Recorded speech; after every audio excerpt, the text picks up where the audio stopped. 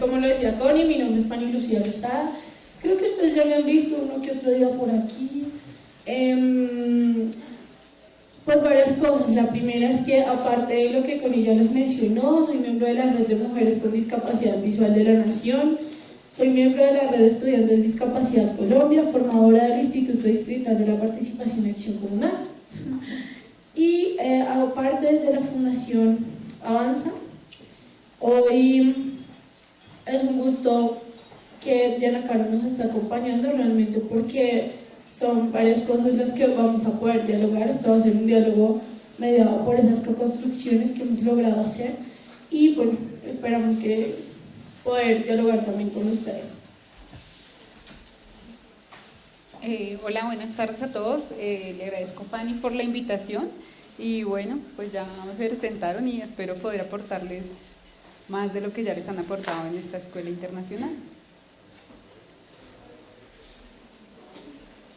Bueno, entonces, la primera parte de nuestro diálogo consiste en esa forma como nos enseñaron que se situaban los procesos de rehabilitación y quiénes éramos nosotros en los procesos de rehabilitación. Entonces, pues primero les voy a dejar como con Diana Caro para que nos cuente desde ese ser terapeuta cómo era todo el tema de la rehabilitación y lo que nos enseñaron y demás. Bueno, entonces, pensando en ese recorrido que inició justamente acá en la Universidad Nacional, desde cuando empecé a estudiar la fisioterapia, tengo que decir que cuando llegué a estudiar fisioterapia no tenía en realidad mucha idea de qué se trataba. Después empezaron a llegar un sinnúmero de conocimientos acerca de el cuerpo, el funcionamiento del cuerpo, de sistemas, órganos, sentidos, biología, anatomía, todo un estudio gigantesco de lo que es el cuerpo. De pronto en ese momento no se le dio gran despliegue a lo que era el ser humano dueño de ese cuerpo, y de pronto pues ahí ello se presta para algunas situaciones diferenciales, ¿no?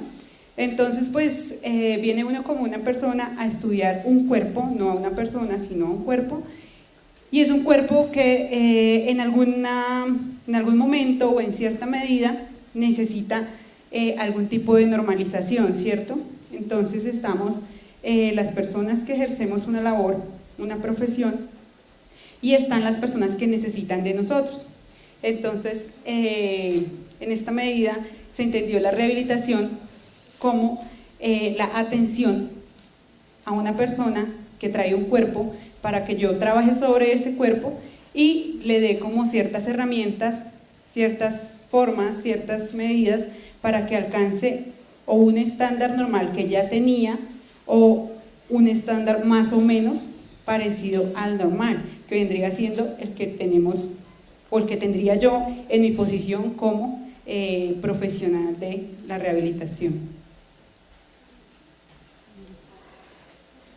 Ok, entonces desde esas perspectivas, desde lo enseñado, digamos, desde lo occidental tal vez un poco, desde eso que nos habían enseñado en la academia y desde eso que socialmente habían reproducido en mí, pues yo había sido una niña ciega que había ido a una institución de rehabilitación, y entonces había ido a la institución de rehabilitación para funcionalizar tal vez unos ojos que socialmente no eran funcionales.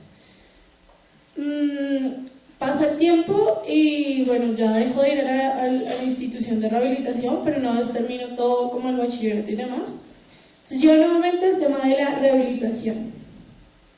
Y el tema de la rehabilitación esencialmente implicaba una habilitación para mí, de un cuerpo no perfecto, de un cuerpo disfuncional, un cuerpo incapaz además, de un cuerpo que debía ser funcionalizado en todo el sentido de la palabra.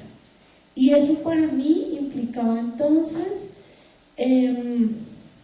digamos que trabajar todo el tema de lo que implicaba la libertad o lo que implicaba la autonomía. Y esa implicar la autonomía era aprender a salir sola y por allá escribir en braille, bueno, cosas que uno veía en la institución, que para mí en ese momento fueron ideal, porque yo decía, ahora sí soy libre, a llegar tarde todas las noches, no mentira. Pero claro, entonces uno empieza a pensarse, ahora sí voy a ser productiva socialmente, ahora sí mi mamá se va a sentir muy orgullosa de mí, ahora sí mi mamá no va a sufrir. Y digo mi mamá porque en este cuento de la discapacidad, entonces generalmente a la mujer se la adjudica. Y hasta ahí mi vida era feliz. Bueno, todavía no es, pero digamos, como en realidad nos pensábamos en ese tema de la rehabilitación. Entonces, ¿cómo me pensaba el otro? Como lo decía Diana Caro, llegábamos donde el terapeuta y entonces él era el más. Entonces él era el que sabía, que tenía un poder sobre mí, porque además me iba a enseñar a vivir. Porque tal vez desde ese momento yo no había vivido, entonces él sí me iba a enseñar a vivir. Él sí me iba a enseñar, casi que a mí esto es como cuando a las personas se les da la cédula, pues la rehabilitación no va a ser mi cédula, porque va a ser dueña de mi vida. Porque en el colegio, yo tengo una hermana gemela, entonces en el colegio era como Laura siempre estaba pendiente de mí, entonces yo no utilizaba bastón, entonces pues muy relajada y Laura siempre estaba pendiente de mí y así, y si yo quería salir, entonces salíamos a fiestas con Laura, y entonces yo dije, aquí fue, soy feliz, ahora sí voy a ser libre. Pero de una otra manera, y para mí era un mundo totalmente desconocido, nada más que quiero un poco dejar en el espacio algo, y es que cuando eres mujer, eres una mujer ciega y joven además, sientes que algo te falta, y ese algo es poder en realidad generar, digámoslo así, como un deseo por el otro. Y ahí los voy a dejar. Dice bueno, vamos a escuchar o a ver un video que es muy cortito, no como 11 segundos, y ya vamos a seguir conversando. Escucha, niñita, genio. Yo soy grande, tú pequeña, estoy bien, tú mal, soy listo, tú tonta. Y eso no vas a poder cambiarlo. ¿Ah? Listo. Entonces era algo así. Ellos eran listos, nosotros no. Ellos funcionalizaban, nosotros nos dejábamos funcionalizar. Ellos como terapeutas tenían un saber y un privilegio, nosotros no. Y bueno, ya digamos que empieza un tema de desaprender. Y esa desaprender, ¿cómo fue tu experiencia, Diana? Y hasta aquí me han dado mucho palo, y yo misma me lo he dado, pero pienso que todo está en ese recorrido y en esa experiencia de vida, en esa experiencia personal y en esa experiencia profesional, porque sí, definitivamente y probablemente bueno, en el caso mío, sale uno de un pregrado y sí uno siente que sale con ese privilegio y con ese conocimiento que lo lleva a uno de pronto a querer tomar decisiones sobre las personas que llegan a las consultas que uno realiza. Pero entonces, con el paso del tiempo las cosas van dando un poco la vuelta y entonces sí, llega el momento de desaprender. ¿Y desaprender qué es? El desaprender es enfrentarme a esas personas que más que ser un cuerpo, son personas, como ya lo dije, son seres humanos y son personas que vienen a enseñarme a mí más de lo que yo les podía enseñar a ellos. Como Connie lo mencionó en mi presentación, vengo también de la Universidad de Los Llanos, estuve viviendo en Villavicencio un buen tiempo y allí tuve la oportunidad maravillosa de trabajar en una fundación con niños con discapacidad, bueno, niños jóvenes y adultos en realidad eran. Entonces, pues bueno, el trabajo con los niños maravilloso y cuando a uno le gustan los niños más aún y uno llega justamente en esa posición de que, ay, les voy a hacer, les voy a enseñar y toda esta cosa. Pero en el momento que me tuve que enfrentar a trabajar con adultos, con personas que tenían la misma edad mía y que no tenían las mismas oportunidades que yo y que tenían una vida completamente diferente a la mía, fue en el momento que empecé a desaprender, porque entonces empecé a interpelar mi actividad profesional, porque entonces ellos llegaban a mi pequeño cubículo de fisioterapia, al gimnasio de fisioterapia, y entonces pues eran adultos que traían otras necesidades y traían otras preocupaciones diferentes a que yo los parara de una silla de ruedas, diferentes a que yo les hiciera descargas de peso, diferentes a que les trabajara la propiocepción, la flexibilidad, bueno, en fin, la fuerza muscular, todo lo que yo le tenía que trabajar a ese cuerpo. Eran personas que querían que las escuchara, eran personas que querían hablar de su sexualidad, eran personas que querían hablar de lo que ellos querían para sí y para su vida, que querían hablar de sus dificultades. Entonces yo decía, hombre, pues es que esta no es mi labor. Entonces ese fue duro, ese estrellarme, porque yo decía, bueno, como fisioterapeuta, entonces, no sé, de pronto pues esto se habla en psicología, pensaría yo. Hasta el momento que de pronto pasaron muchas situaciones en las que seguí interpelándome, entonces yo aquí qué papel vengo a hacer, y entonces empecé a preguntarme a mí misma y a debatir acerca de cuál es mi posición con ellos, y entonces a pensar en mi posición como una persona, más que como profesional de la salud, más que como una persona que ayuda en cierta medida en su rehabilitación o que los va a rehabilitar, en una persona que puede ser un agente garante de derechos y que puede de pronto ayudar en cierta medida a que esas vidas que deberían ser como las mías en ese momento, porque eran pares míos, eran completamente diferentes. Entonces, en medio de esa lucha llegué a la maestría en discapacidad, y entonces me conocí con Fanny Lucía y con todo el combo de la maestría, que creo que ya han visto muchos, y me gustó muchísimo todo ese tema de desaprender, porque sí costó bastante traer todo lo que uno trae encima, porque fueron años de lo mismo, bueno, no muchos, pero sí fueron algunos años de lo mismo y de esos pensamientos, y quitarse uno de pronto esas capas que uno mismo va tejiendo y enfrentarse a construir y a crear tal vez un nuevo pensamiento y un nuevo conocimiento con respecto al tema que les trae Fanny Lucía ahora. Y entonces en ese orden de ideas no solo Diana Caro iba desaprendiendo, creo que todos al encontrarnos con nosotros mismos, con nuestros cuerpos, con esos cuerpos que tal vez nos habíamos pensado solo desde, yo muchas veces lo dije y decía, ok, tengo una discapacidad. Además yo venía de trabajar en un hospital donde por allá hablaban de la deficiencia, la limitación, la restricción y bla, bla, bla, bla, bla.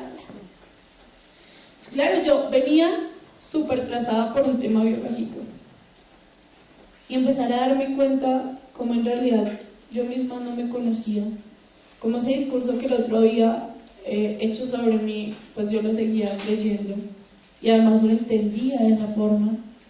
Fue un tema, no fue fuerte para mí, pero sí fue un tema donde realmente me di cuenta quién era yo. Y empecé a aproximarme en realidad con eso, quien yo había negado, digamos, un poco por lo que la sociedad había hecho. Y me di cuenta que en realidad faltaban otras cosas de mí que yo no sabía. Entonces empecé a descubrirme como mujer, como una mujer ciega, como una mujer pobre, pero además como una mujer que le gustaban ciertas cosas, que no le gustaban otras. Empecé a darme cuenta en realidad que había hecho la institución de rehabilitación conmigo. Entonces yo empecé a decir, esto no me gusta, y empecé a recordar todo lo que había vivido. Y una de esas cosas es que cuando llegas a la institución de rehabilitación, como lo decía el video, pues tú estás mal, ellos están bien. Y hay unos privilegios que se le empiezan a dar al otro. Pero aparte de eso era cómo en realidad yo me encontraba conmigo misma y cómo empezaba a tener, no sé si recuerdan, el viernes lo conversábamos, y es una dessujeción con mi mismo cuerpo, esa conciencia de sí y ese cuestionamiento a la sociedad. Y tal vez eso tiene que ver con el tema de hoy, y es como cada una, desde sus propios privilegios, empieza a interpelarse a sí misma y también a interpelar a la otra. En este momento, digamos, como en realidad logramos interpelar el tema de la rehabilitación, pero también como ese que hace parte de la rehabilitación nos interpela. Y entonces eso hizo que de una u otra manera yo empezara a descubrir en realidad qué era lo que quería. Y ahí decidí hacer una investigación sobre las instituciones de rehabilitación. Institución en la que encontré varias cosas interesantes, como por ejemplo que las expertas rehabilitadoras te decían como, usted no puede utilizar tacones, porque no ve y se cae. Y entonces yo pensaba, uy, ¿será? Yo recuerdo que una de las investigadoras decía que el psicólogo le había dicho que ella no tenía ningún tipo de depresión. Y no tenía ningún tipo de depresión porque ella se arreglaba, porque ella tenía las uñas pintadas, estaba maquillada, utilizaba tacones y tenía vestido. Y entonces yo decía, ¡ah! Tenemos que estar así, feas. Y no, o sea, tenemos que, no sé, no podemos estar bonitas o sentirnos bien con nuestros propios cuerpos. Ni siquiera es de eso que implica ser estéticamente lindo. Y ahí me di cuenta que en realidad la institución de rehabilitación y el discurso que el otro había dicho sobre mí había anulado mis identidades. Alguna vez, de hecho, lo conversábamos con John, y es que, y no sé si lo tocaron antes que yo llegara, pero uno finalmente termina siendo el ciego que estudia, el ciego que baila, el ciego que trabaja, el ciego que sube, el ciego que baja, el ciego. Pues en este caso no era el ciego, era la ciega. Pues la ciega que trabaja.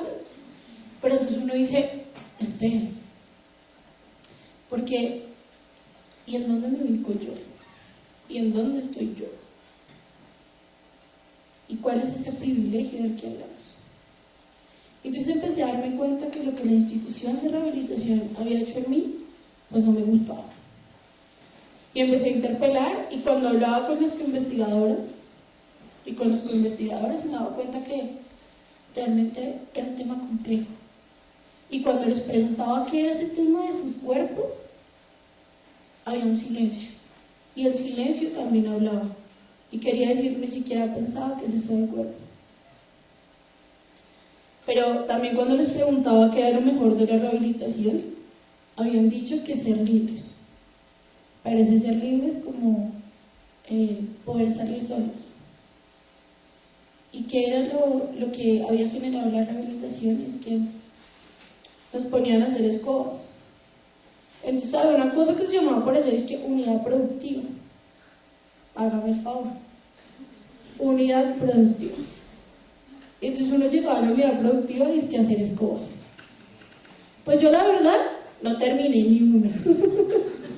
Pero no porque fuera desjuiciada, no me entiendes. Pero de verdad sí, haz escobas, listo, haga la escoba. No, ahora haga el cepillo. Bueno, qué diferencia tienen, las cerdas son más gruesas. Ok. Y ahora aprende a tejer. Y en realidad, 18 años, mujer, joven. Y esto es lo que va a ser de mi vida. Esta voy a ser yo. Yo no tengo nada con los que hagan escobas, en serio, no. Pero esto voy a hacer yo. O sea, tengo 18 años y tengo que aprender a hacer escobas. Es lo máximo que puedo aspirar. No es lo máximo, no es lo máximo. También hay una cosa por allá que se llama técnicas de la vida diaria. Entonces, no, eso no es lo máximo. Entonces aprende a planchar, a lavar, a cocinar, a cambiar el bebé, a salir a una sociedad donde el mismo experto rehabilitador, el compañero Anderson, lo llama inclusionólogo. Pero salir y darte cuenta que en realidad estás fuera de lo que quieres ser, te das cuenta que en realidad es algo de lo que no te sientes o lo que no quisieras. Y ahí es donde me empecé a pensar desde la maestría y a encontrarme, a aproximarme, a cuestionar, a interpelar y todo lo que ustedes quieren, a darme cuenta en realidad que era lo que no me gustaba Y empecé a pensarme en todo el tema de qué son los privilegios epistemológicos. Y cómo veías tú, Diana Caro, de esos privilegios epistemológicos.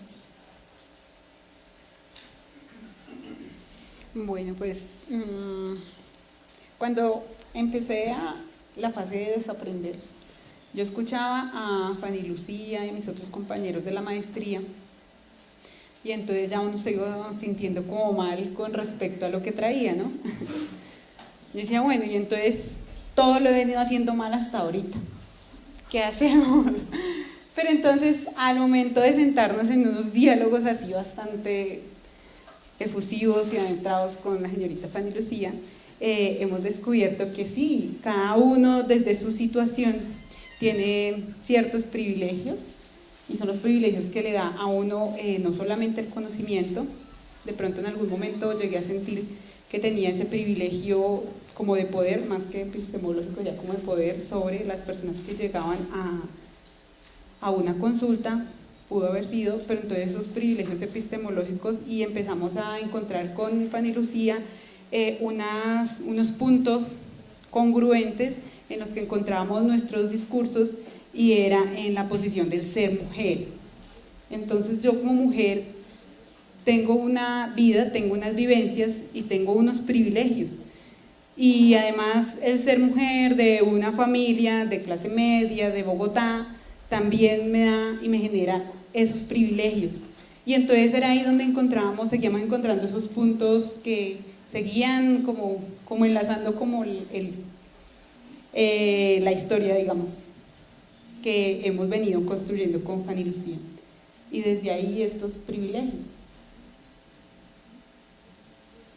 Y entonces darme cuenta del tema de los privilegios nuevamente era como entender el discurso que otro había construido sobre mí, y entender que mi cuerpo tenía una historia, un espacio y un recorrido, que había desde eso que implicaba la construcción del otro, pero empezar a de una u otra manera interrogar a ese otro experto y decirle, bueno, en realidad dése cuenta como yo tengo un privilegio, también un privilegio epistemológico, porque además tengo un conocimiento situado.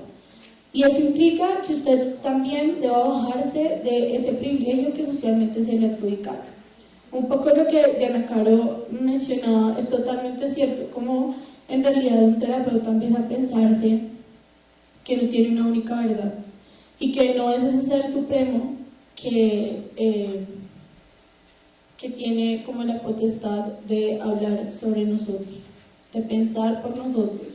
Entonces me empecé a pensar que esto de la discapacidad tiene que ver con varias cosas, y es que tiene que ver con un discurso creado socialmente, como incluso reconocerse como la población con discapacidad hace parte de ese discurso en el que te quieren ubicar, y en el que lo más importante que tienes es que no ves con los ojos, y ya. Y también empecé a darme cuenta cómo en realidad yo también podía cuestionar al otro, y cómo eso que estaba haciendo el otro, o la otra experta rehabilitadora o experto rehabilitador, pues no era algo que realmente fuera tan cierto. Y que esa extensión que el otro quería hacer de mi cuerpo hacia el bastón incluso, pues no era tan cierto. Y que ese tema de la infantilización, que me ubicaban como mujer, pues tampoco era tan cierto. Y todo el tema de lo que implicaba el ser mujer, desde ese privilegio que incluso las mujeres se adjudicaban, pues de una u otra manera hacía que todo fuera transformándose, que yo me cuestionara, pero que también dejara cuestionar a la otra. Ahí fue donde me di cuenta en realidad qué era lo que yo quería, y cuál era esa conciencia de mi propio cuerpo, y entender un cuerpo tal vez desde lo fenomenológico, entender que mi cuerpo no era algo material y ya está, sino que mi cuerpo tenía que ver con muchas más cosas, tenía que ver con quién era yo, con lo que quería, con lo que me gustaba, con eso que tal vez me causaba una indignación profunda. Con eso también es lo que me encontraba con las demás mujeres ciegas como yo. Con eso que nos cuestionábamos mutuamente. Y yo creo que es un tema que tiene que ver con las covisualidades también. porque es como ese experto, rehabilitador, que ve con los ojos, empieza a construir, empieza a interrogarse, nos interroga, pero también deja que nosotros lo interroguemos. Con Eda Caro el tema ha sido súper interesante porque, como ya lo decía, tomándonos una cerveza, en una panadería, en un Transmilenio, en X situaciones, nos hemos dado cuenta cómo esta construcción, pues de una otra manera, tiene que ser una construcción mutua. Y cómo cada una desde sus propios privilegios empieza a construir y a deconstruir esos discursos que le han enseñado socialmente. Pero además de eso también implicó que comprendieran el cuerpo, como les decía, no desde lo biológico, sino desde esa historia, como lo menciona Julia Kiss, como en realidad ese cuerpo hacía parte de nuestras historias y cómo en realidad esos discursos que los demás habían hecho pues empezaban a transformar. Entonces yo encontraba con que tenía que ver con un tema de resistencia de cuerpos, todo el tema de colonial, pero también creo profundamente que tiene que ver con un tema de justicia cognitiva.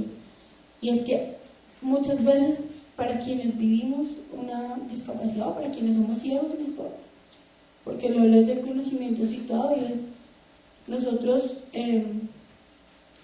se nos adjudica un no saber. Entonces ese video, miren que ese video de Matilda me gusta mucho porque es eso. Ellos son grandes y nosotros pequeños, como nos llama la sociedad o como nos ven. Ahora en realidad, ¿cómo podemos empezar a construir? A partir de eso, yo empecé a ser parte de la red de mujeres con discapacidad visual. Pero siempre me pensaba, ¿por qué hacer parte de una red de mujeres con discapacidad visual? ¿Qué es lo que hay que reivindicar? Tal vez es algo aún en construcción y que lo hemos un poco compartido con John, y es en realidad qué podemos o qué reivindicamos las mujeres. Y es que yo todavía siento que para las mujeres con discapacidad el tema del no saber está muchísimo más acentuado.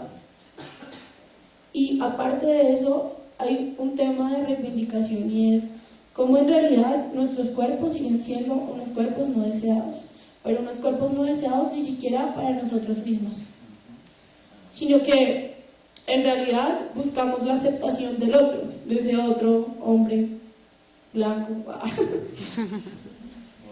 mono. No, pero yo no he visto así. Pero de verdad sí, como en realidad no la hemos pasado. Entonces hay muchas chicas que a veces decimos como soy linda, pero estoy linda para que el otro me desee, pero en realidad no deseamos nuestros propios cuerpos, y eso implica casi que una no sé, como un tema de que no sabemos ni siquiera que estamos reivindicando. Pero también siento profundamente que reconocemos ese ser mujer como eso que nos pasa día a día. Yo he hablado con muchas compañeras, compañeros y demás, y es lo que nos pasa en la calle. Entonces, no, ¿qué le pasa en la calle? ¿Que la miran raro? ¿O qué le pasa en la calle? ¿Qué le dicen? ¿O qué le pasa? Pero miren que en realidad a veces buscamos que eso hegemónico que le pasa a la otra, entonces también nos pasa a nosotros. Y yo creo que hay mucho más que reivindicar que eso. La belleza no es una belleza, digamos, desde lo estético, sino tiene que ver mucho más allá. Y si en realidad necesitamos apelar a procesos de aceptación desde incluso la institución o la rehabilitación, o si en realidad nos entendemos como unas mujeres que desde ese saber, desde ese ser, desde ese querer, desde esa proximidad con nosotras mismas, empezamos a transformar y a interpelar incluso a las mismas feministas que nos han dejado lejos, donde no estamos, donde nuestras voces aún no se escuchan. Creo que este tema de las covisualidades es, pues yo hablo mucho, pero es un tema que siento que de una u otra manera no se le ha dado la relevancia, pero no se le ha dado la relevancia, creo que también porque es un tema de desaprender, como lo decíamos, y aprender.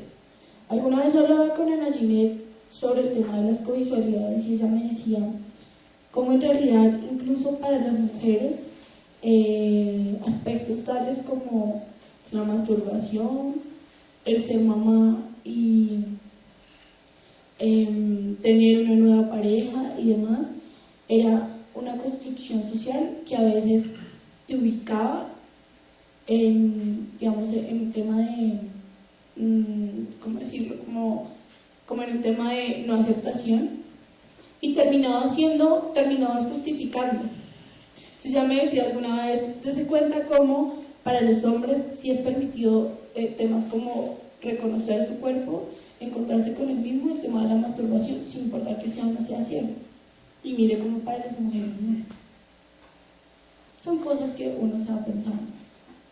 O cómo en realidad el tema de lo estético es un tema que de una u otra manera nos pensamos, creo que no está puesto para las mujeres con discapacidad. Y no solo las mujeres ciegas.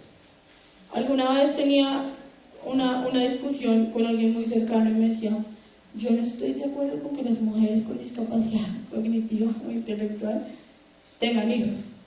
Y yo le decía, ¿pero por qué no? Pues porque no, porque quien va a terminar cuidándolos y demás va a ser la mamá. Y yo le decía, ¿eso es así realmente? ¿Cómo nuestros cuerpos siguen siendo violentados por lo que el otro quiere de nosotros?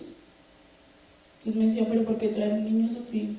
Yo les decía, ¿pero sufrir quién? ¿Quién va a sufrir? Pero miren en realidad cómo nosotras mismas también hemos sido parte de eso. Nosotros en el Encuentro Nacional de la Red de Mujeres estábamos hablando de un tema de cuerpos. Y entonces empezábamos a conversar y por todo lado, aunque usted hiciera otra pregunta, salía el tema de las violencias. Recuerdo que una chica una vez la mamá le decía, es que como usted no ve, entonces ya no necesita los ojos, me provoca sacárselos. Y yo decía, ay, por Dios. A otra le decían, pues como usted ya no ve, ahora sí voy a tener empleada de servicio gratis. A otra mujer, su esposo la dejó porque era ciega, porque había adquirido una discapacidad. A otra mujer le decían, es que usted no es bella, entonces nunca se va a casar, siempre va a vivir con nosotros. Y así sucesivamente. Y encontrar ese tipo de escenarios para mí fue súper sorprendente. O sea, yo decía que todavía cómo nos ven, cómo nos reconocen. Y también el tema de la infantilización. Entonces muchas mujeres decían, nosotros somos infantilizadas. Nosotros no tenemos un mal pensamiento. Nosotros hemos sido violentadas por.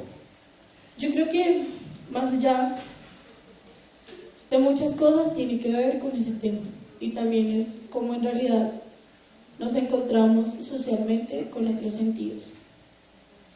Yo no sé si Ana Karen nos quiere contar algo frente a su experiencia de ese ser mujer como mamá, que tiene que ver también con un tema de construcción social frente a cómo te debes comportar, cómo debes estar, ¿no? Bueno, pues después de todo lo que has dicho,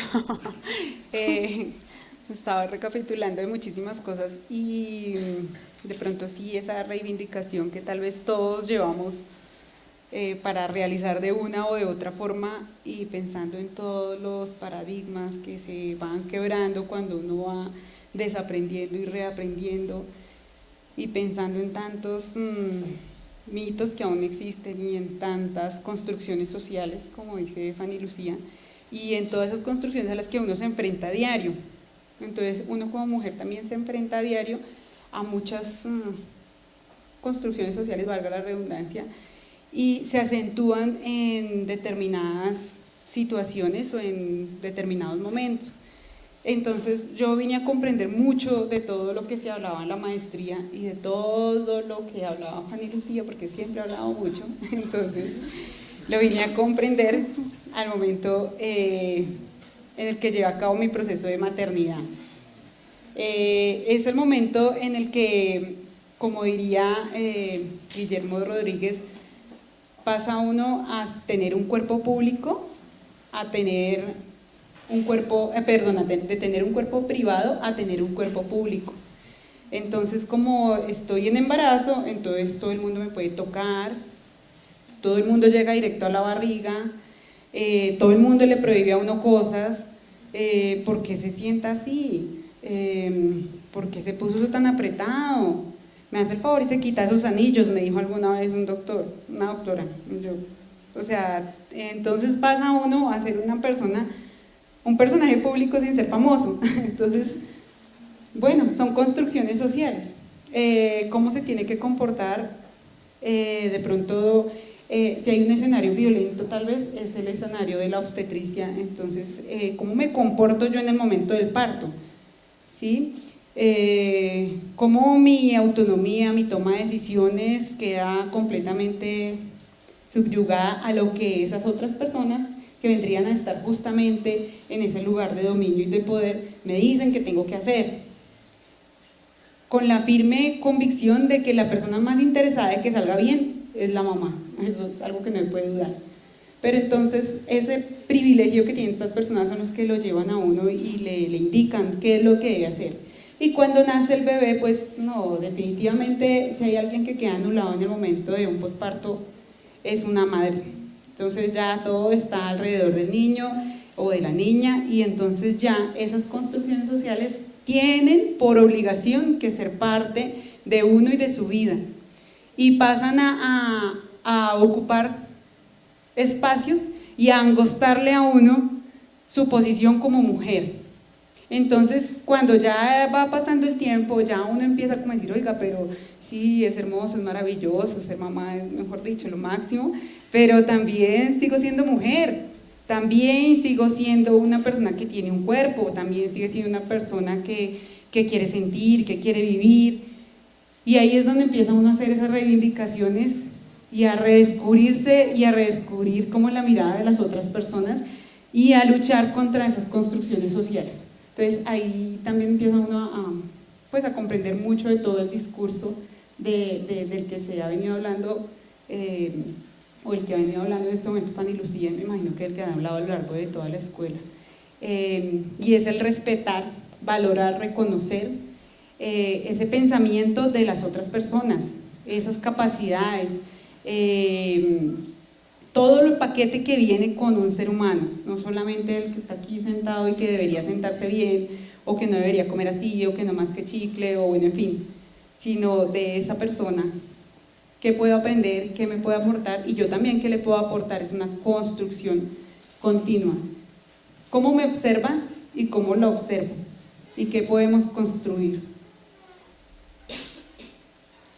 Cuando Ana Caro hablaba, se me vino a la cabeza ese tema de cuando tienes un niño, pero ¿cómo quedó de flaca? ¿Pero cómo quedó de gorda? ¿Pero cómo quedó? Y uno, ok. Y así nos pasa a nosotras, pero tan jovencita y cieguita. Y uno, pero es muy bonita, pero pues es que sí, ¿hace cuánto es que está enfermita? Y uno, estoy enferma, no sabía. Y cosas así que pasan en la vida, cosas que en realidad son violentas. Personas que se le acercan a uno y en serio, literal, lo abrazan a uno como si uno como fuerte a mí, gracias. Pero eso pasa realmente porque creo que sí somos cuerpos públicos, porque seguimos siendo esos cuerpos de que todo el mundo quiere opinar, que todo el mundo quiere pensar. Miren, yo recuerdo que alguna vez yo estaba en la universidad, estaba haciendo el pregrado, y yo no sé si a ella me pasó. Yo creo que sí, estoy casi segura que sí. Eso fijo sí le pasó. Entonces yo estaba sentada y estaba hablando con una sola persona. Entonces me preguntó, ¿y tú cómo te vienes sola? Entonces estábamos en una conversación, y yo empecé a hablar con ella. En serio, cuando me di cuenta tenía un círculo de personas preguntándome que si me bañaba sola, que si no, que si tenía novio, que si no, que si tenía sexo, que si no, que... Y yo me sentía como ese ratón de laboratorio del que todo el mundo quería saber. Entonces, y yo una vez hice el ejercicio, entonces empecé a preguntarles también, ¿y usted se baña sola? Sí, claro, yo también. ¿Y usted tiene novio? Sí, claro, yo también. Pero entonces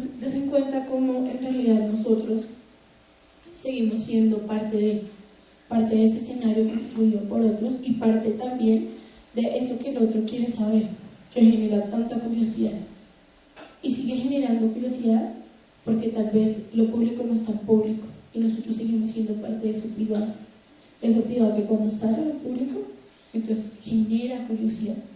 Yo sí siento profundamente que la discapacidad no ha salido al público, que nosotros no hemos salido al público, y ese no salir al público implica particularmente que estamos siendo esos seres raros, inferiores, monstruosos y demás. Y esos seres que deben ir a una institución de rehabilitación. Miren, yo tenía que ir a la 30 conectado a varias cosas y hay que ir al Instituto de Ciegos. Y siempre que lo ven a uno, ¿va para el instituto? Venga, es que no queda nada más cerca por ahí. Tal vez no hay un karaoke, un bar, una vaina así. Y entonces uno dice, es la imagen que el otro hace sobre mí. Imagen que tú entras a la institución de rehabilitación y parece en serio un puro hospital, ¿no? Entonces seguimos siendo mediados por el paradigma de rehabilitación. Seguimos estando ahí. Y eso sí, el que logre llegar más allá de lo que ellos se piensan es el demostrar. Creo que estas son reflexiones que para quienes hoy hacen parte de esta escuela internacional deben quedar, porque este es un tema de construcción colectiva, de agencia colectiva y de aproximarse al otro. No sé, Diana Cabo, si tú quieres decir algo más. Sí, de pronto pensando en lo que debe quedar es sí,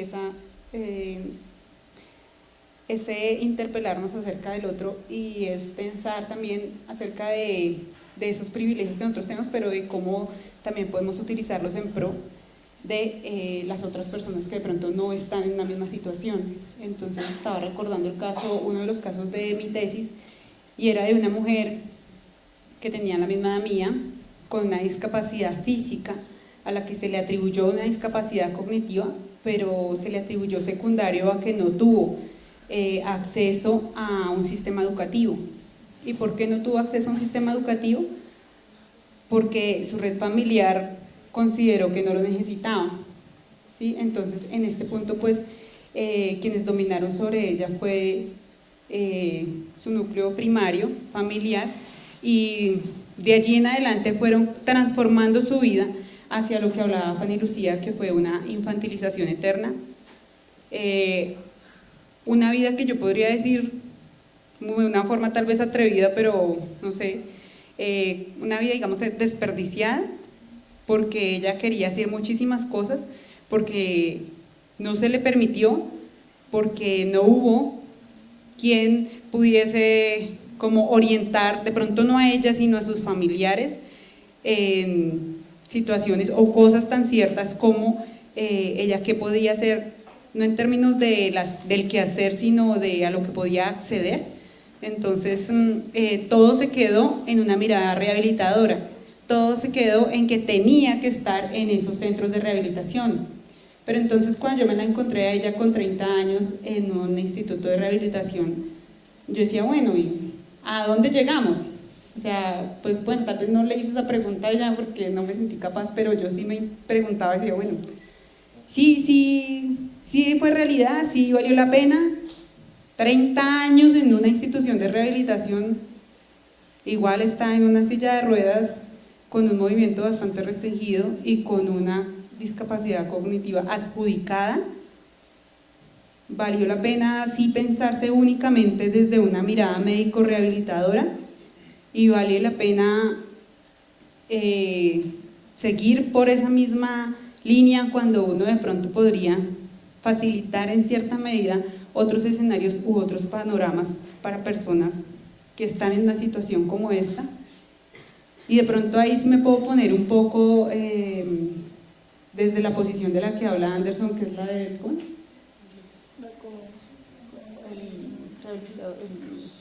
inclusionólogo, porque pues yo, ¿qué más puedo hacer desde afuera?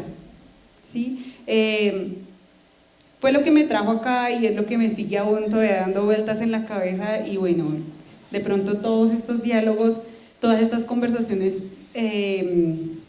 con Fanny Lucía las tenemos muy frecuentemente y con nuestro núcleo común de gente, pero de pronto cuando uno las habla así pueden calar en personas que tengan contacto con hijos, esposos, primos, no sé, estudiantes, bueno, en fin, en donde pueda tener algún trasfondo el contenido de una conversación como esta. Cómo nosotros podemos ayudar a que esas vidas nunca estén vacías, a que sean vidas que puedan ser como la de uno, son seres como uno. Es como lo que quisiera dejar. Y miren, en realidad, como lo que dice Diana Caro hace parte, no sé si alguno o alguna ha leído el libro de Lewis Coser, se llama Instituciones Voraces. Pues yo duré toda la maestría hablando con el tema de instituciones voraces y yo era algo que se me salía por los poros y era todo el tema de la institución voraz, porque así lo sentía yo.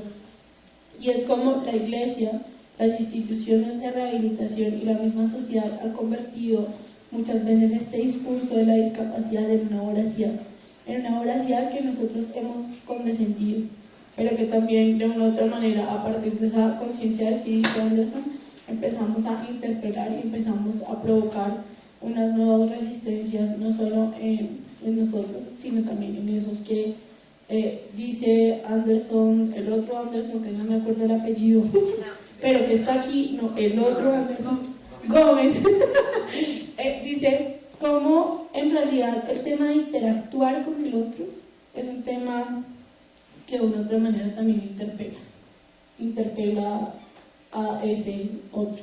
Y creo que eso hacemos con Diana Caro todos los días, pensamos en realidad en que este no es un tema de construcción del otro, sino de nuestras propias construcciones. Nosotros habíamos pensado como que escucharon un pedacito del audiolibro, pero creo que con el otro ejercicio un poco también logramos recrear ese poder, entender el mundo y conocerlos desde eso que implica otros sentidos y eso que implica nuestros cuerpos. Digamos que dice Ignoro cómo en realidad esa forma de conocer, de interpretar, de llegar al mundo tiene que cambiar bajo un nuevo discurso. Como en realidad ver no implica ver de una sola forma, sino como yo veo desde un privilegio y tal vez cada quien ve desde su propio privilegio y cómo realmente llegamos a construir colectivamente. Muchas gracias.